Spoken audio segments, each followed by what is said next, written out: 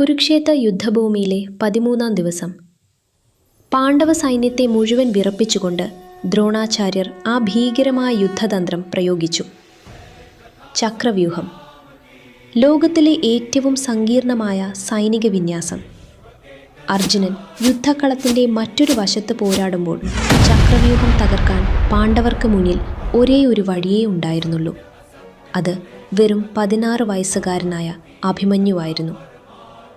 അർജുനൻ തൻ്റെ പത്നി സുഭദ്രയോട് ചക്രവ്യൂഹത്തിൽ പ്രവേശിക്കുന്ന രീതി വിവരിച്ചു കൊടുക്കുമ്പോൾ ഗർഭസ്ഥ ശിശുവായിരുന്ന അഭിമന്യു അത് കേൾക്കുകയും മനസ്സിലാക്കുകയും ചെയ്തിരുന്നു. എന്നാൽ വ്യൂഹത്തിൽ എങ്ങനെ പ്രവേശിക്കാമെന്ന് മാത്രമേ അഭിമന്യുവിന് അറിയാമായിരുന്നുള്ളൂ. അതിൽ നിന്ന് എങ്ങനെ പുറത്തു കടക്കാമെന്ന് സുഭദ്ര ഉറങ്ങിപ്പോയതുകൊണ്ട് ആ ഭാഗം അഭിമന്യു കേട്ടിരുന്നില്ല. മരണത്തിൻ്റെ ആ ചക്രവ്യൂഹത്തിലേക്ക് സിംഹക്കുട്ടിയെപ്പോലെ അഭിമന്യു പാഞ്ഞുകയറി. മഹാന്മാരായ കൗരവ യോദ്ധാക്കൾ അവനെ തടയാൻ നോക്കി. പക്ഷേ അഭിമന്യുവിൻ്റെ അസ്ത്രങ്ങൾക്ക് മുന്നിൽ അവർ തകർന്നു വീണു. ഒറ്റയ്ക്ക് അവൻ കൗരവപ്പടയെ വിറപ്പിച്ചു.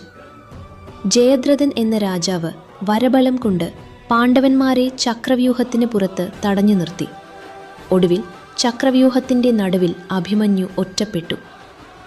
യുദ്ധമര്യാദകൾ കാറ്റിൽ പറത്തിക്കൊണ്ട് കർണനും ദ്രോണരും ദുര്യോധനനും ഉൾപ്പെടെ 7 മഹായോദ്ധാക്കൾ ആ ബാലനെ വളഞ്ഞു. അവൻ്റെ വില്ലൊടിഞ്ഞു, തേര് തകർന്നു. നിരായുധനായ അഭിമന്യു ഒടുവിൽ തകർന്ന തേർചക്രവുമായി പൊരുതി. ഭാരതയുദ്ധത്തിലെ ധർമ്മങ്ങളെല്ലാം തകർന്നു വീണ ആ നിമിഷം, അധർമ്മത്തിലൂടെ കൗരവർ ആ വീരപുത്രനെ വധിച്ചു.